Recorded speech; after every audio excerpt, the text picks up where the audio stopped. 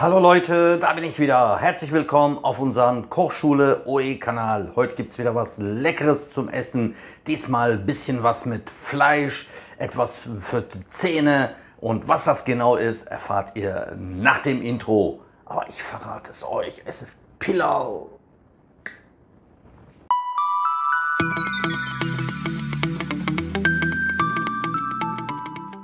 Es geht auch schon sofort los. Unsere Zutaten: wir brauchen 2 Zwiebeln, wir brauchen 2 Tomaten.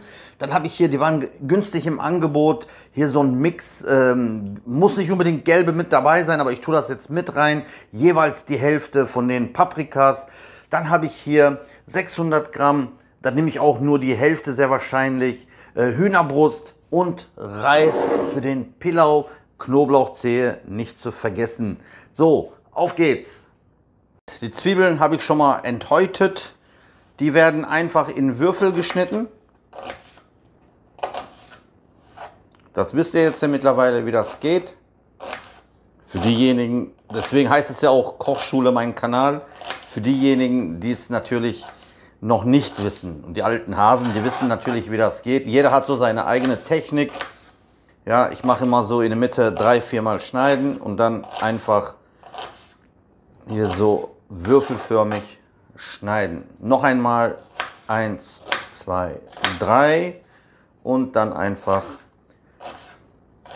so durchschneiden. Nichts Schweres dabei. So, hier ist noch ein Stück. Also ich habe jetzt 2 Zwiebeln. Das ist ungefähr das Rezept für 3 Personen. 3 bis 4 Personen werden hiervon satt. Hier ist noch ein Knoblauchzehe, die schneide ich auch noch mal ganz fein hier rein. So, dann haben wir hier schon mal die Zwiebeln fertig. Das soll ja wieder nicht so ein langes Video werden. Bei mir sind die immer lang. Die schön waschen vorher. Hätte ich auch vorhin schon waschen können. Vergessen. So, hiervon jeweils die Hälfte, immer hatten wir gesagt. Mit Stiel lassen wir mal hier. Die können wir dann nächstes Mal für was anderes gebrauchen. So, die tun wir mal zur Seite. Hier ist der Stiel mitgekommen. Und die werden jetzt einfach hier mal gesäubert. Hier die Kerne, die müssen ja nicht unbedingt da rein. Hier auch. Wie gesagt, gelb müsst ihr nicht unbedingt haben. Ja, grün und so reicht schon. Und die auch so in Würfel. Ihr könnt auch die länglichen nehmen. Wichtig ist nur, dass da eben halt ein bisschen wie Gemüse, so Paprika und so drin ist. Und in Würfel geschnitten wird.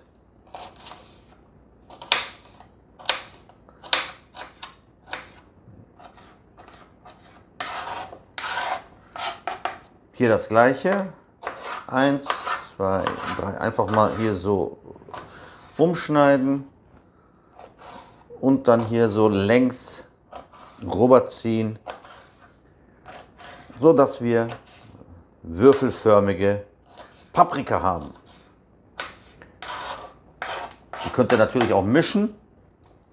Kommt alles in einen Topf. So. Das geht eigentlich auch ratzfatz.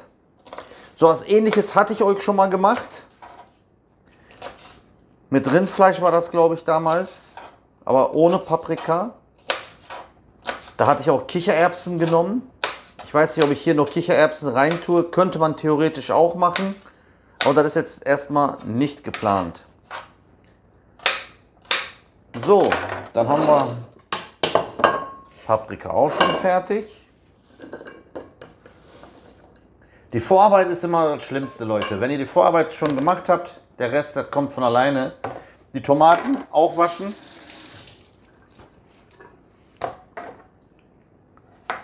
Die werden auch 1, 2, 3, 4 Mal auch so eine Art Würfel geschnitten. Nochmal. Jeder hat so seine eigene Technik eben halt. Bei mir ist immer schnell, Pratik.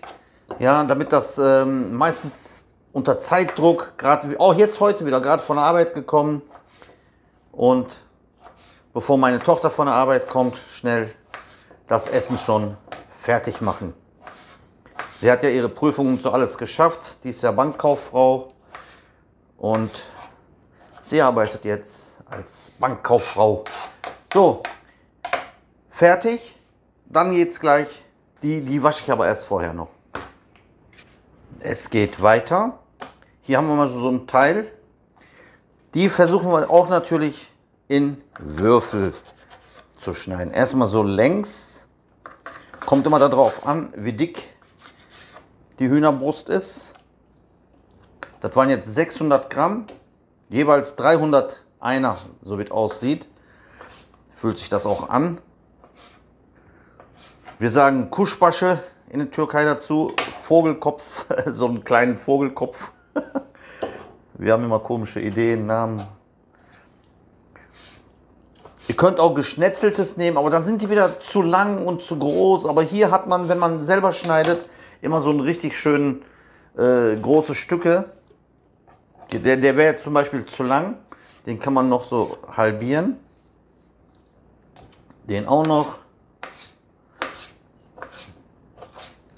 Wenn ihr merkt, der wird zu groß, dann einfach noch mal hier in der Mitte durchschneiden.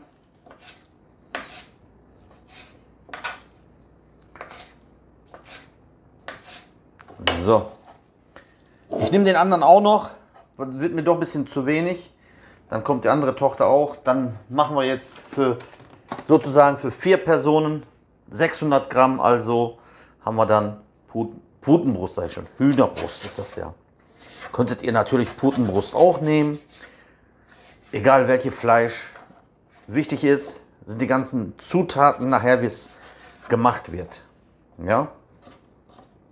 So, der ist auch noch zu dick. Den auch noch mal hier in der Mitte so durchtrennen.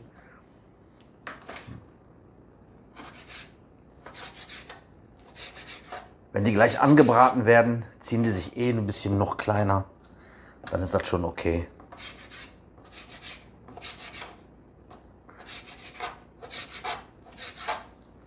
Habt ihr auch gemerkt, alles ist teurer geworden, Leute. Egal wo man hingeht, alles teuer. So.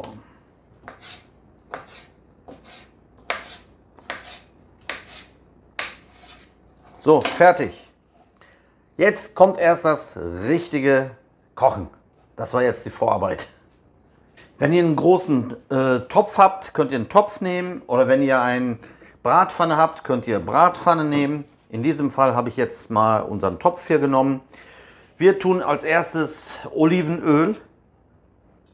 Könnt ihr ruhig, ihr kennt ja meine Art, so bis der Boden gefüllt ist. Ja, Öl ist teuer, aber Olivenöl, hier komischerweise hat sich nichts geändert. Der ist so geblieben, der Preis.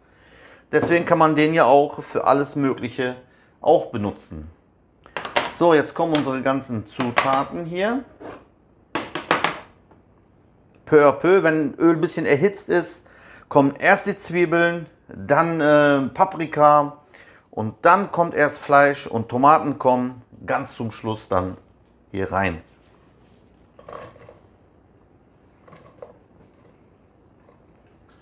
So.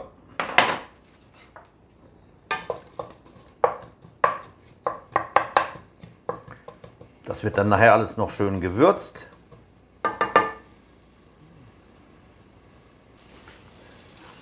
So, wenn es anfängt, so langsam, noch nicht warten, bis es braun wird oder so, so ein bisschen so silberlich, wenn es schon glitzert, dann könnt ihr schon die nächste Stufe, die Paprika reintun.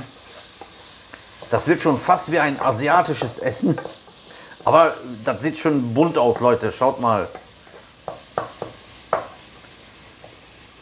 So, die lassen wir jetzt auch so ein paar Minuten andunsten und dann kommt Fleisch noch hinzu.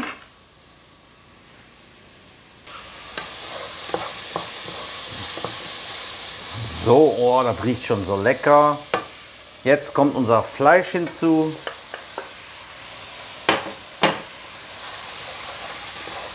Ja, Fleisch war jetzt ein bisschen doch zu viel, aber okay.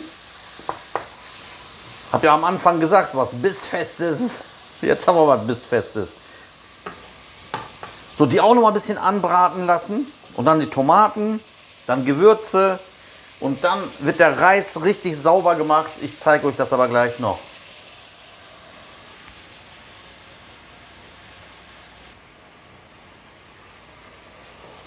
Das sieht doch schon mal gut aus. Wenn die Farbe sich so ein bisschen so geändert hat hier von dem Fleisch, können wir jetzt auch die Tomaten rein tun.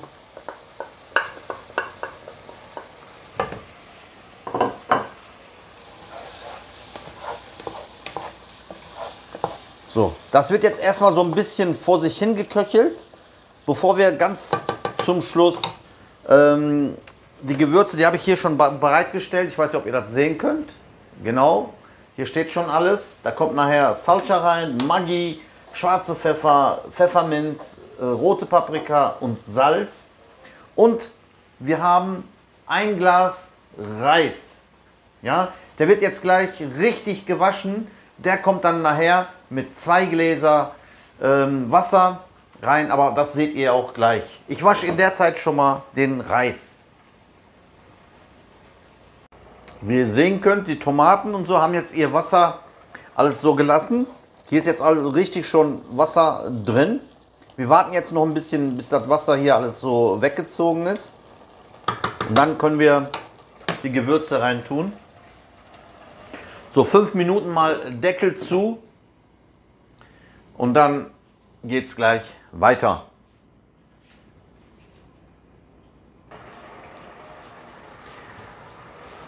So, jetzt hat er noch mal richtig Gas gegeben. Guckt mal, wie viel Wasser sich jetzt hier so angesammelt hat.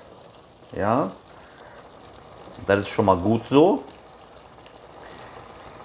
Das wird ja auch noch alles gleich gekocht. In der Zeit können wir jetzt aber schon mal die ganzen Gewürze reintun. Dann zieht er sich das noch mal richtig rein.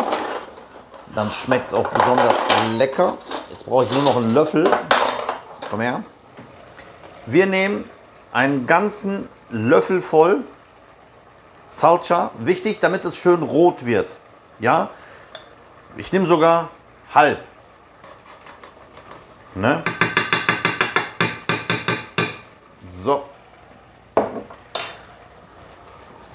Den lassen wir mal hier so schon mal, weil er auch schon mit Wasser und so ist, kann er sich hier drin schon auflösen. So, der löst sich gleich auf. Dann ein Schluck Maggi. Einen großen Schluck war das jetzt. Ich mag Maggi über alles.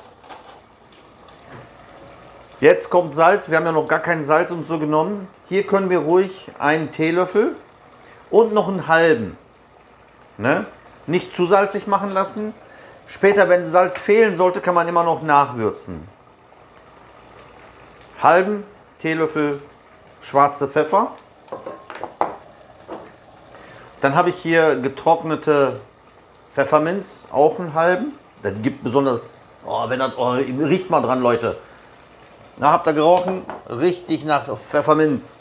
Dann haben wir hier mittelscharf. Das ist nicht ganz scharf, aber das gibt auch ein bisschen Farbe. Paprikaflocken. So, und jetzt das alles mal hier so umrühren. Seht ihr, wie das schon rot geworden ist? So soll das sein. Und gleich kommt ja der Reis noch hinzu. Wie ihr sehen könnt, Reis habe ich auch schon gewaschen. Ist auch schon alles fertig.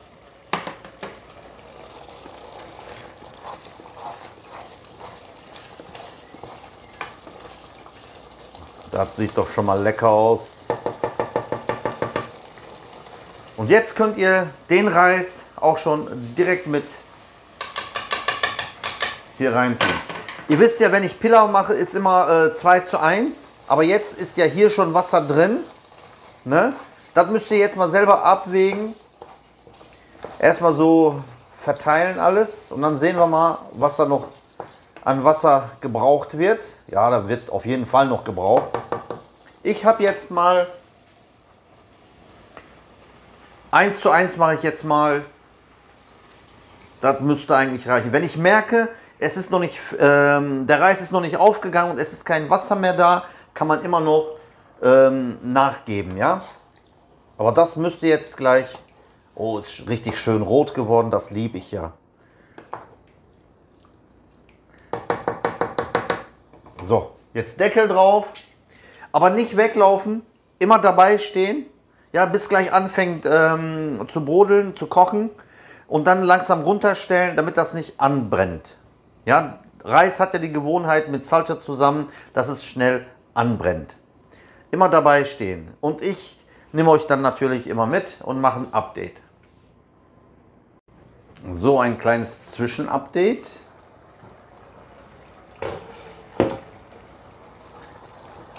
Immer so gucken, dass er von unten nicht angebacken ist, das ist schon mal gut. Der Reis geht auch schon so langsam auf. Und dann könnt ihr den runterstellen auf kleine Flamme. Einfach so vor sich hin köcheln. Wichtig ist, dass er jetzt angefangen hat, so richtig zu kochen. Ne? Ich mache nachher noch ein Update und dann haben wir schon fast fertig.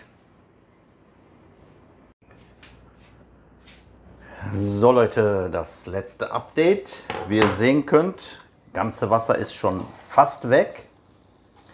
So gut wie, ja, ist schon fast alles weg, ja. So, das ist doch schon mal sehr gut. Das sieht wirklich gut aus. Ihr könnt jetzt probieren. Passt auf, ist aber heiß. Und dann einfach nur runterstellen. Aber trotzdem noch 10, maximal auch noch 20. Je länger, desto besser. In der Hitze, dass der Reis so richtig aufgeht, bisschen auch klebrig wird. Pilau, dieses Pilau muss so sein. Ja, ein bisschen wässrig auch noch. Und dann ist es fertig. Wir sehen uns am Tisch wieder. Hallo Leute, herzlich willkommen am Tisch. Wie ihr sehen könnt, habe ich auch leckeren Salat dazu gemacht. Dann habe ich natürlich unseren Ayran hier. Und ich habe das noch ein bisschen dekoriert, wie so eine Art Kuppel. Ja, ihr könnt die natürlich auch ganz normal essen, aber das war jetzt eben halt ein bisschen für das Auge extra für euch. Und dann habe ich mir noch so Brot dazu geholt. Ich esse die immer gerne, so wie die arabischen Leute. Ja, obwohl Löffel und so da ist, das schmeckt so noch leckerer. Ich werde das jetzt auch mal direkt so vor euren Augen probieren.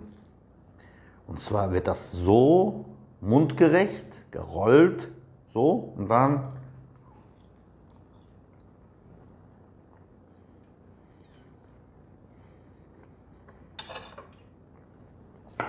oh, schmeckt das lecker, Leute.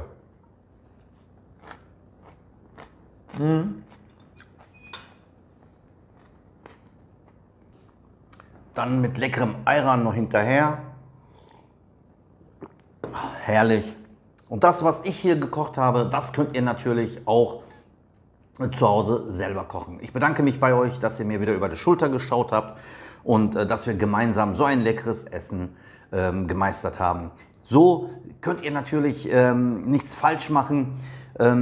Ihr wisst, was ihr selber da reingetan habt. Ihr wisst, was für ein Fleisch da drin ist. Ihr wisst, welche Gewürze da drin sind. Wenn man jetzt draußen irgendwo was holt, weiß man gar nicht. Die sagen zwar Hähnchenfleisch, wer weiß, was für ein Fleisch das ist. Und deswegen lieber zu Hause selber kochen. Auch wenn es eine Stunde dauert, für 5 Minuten essen. Aber es lohnt sich. In diesem Sinne, macht's gut, Leute. Wir sehen uns wieder in einem anderen Video. Noch was, apropos PS, muss ich jetzt dazu schreiben. Unten könnt ihr mir in den Kommentaren schreiben, was ich noch gerne für euch kochen soll. Ihr habt das vielleicht irgendwo schon mal gehört und wisst nicht, wie das geht oder so. Für Ideen bin ich sehr dankbar. Mir gehen langsam die Ideen aus. Ich habe schon jede Menge Sachen für euch gekocht. Aber bitte nichts so mit Schweinefleisch und so, weil bei uns in die Küche kommt kein Schweinefleisch rein. So, jetzt aber in diesem Sinne, man sieht sich wieder auf den anderen Videos oder auf den anderen Kanälen. Einfach da auch mal reinschauen. Ich wünsche euch alles Gute.